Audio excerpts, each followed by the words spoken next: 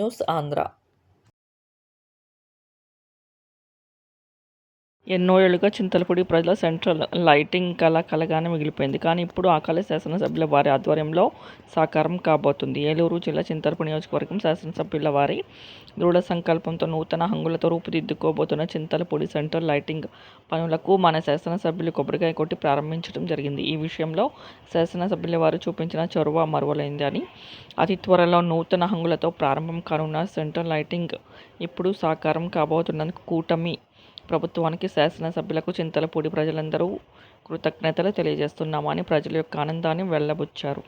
ఈ కార్యక్రమంలో Chintalapudi AMC chairman Jaggavarapu Mutha Reddy, Chintalapudi మాజీ సర్పంచ్ చిట్లూరి ధర్మరాజు, తాటి అప్పారావు, శేషగిరిరావు మరియు కూటమి నాయకులు, కార్యకర్తలు పెద్ద ఎత్తున పాల్గొన్నారు.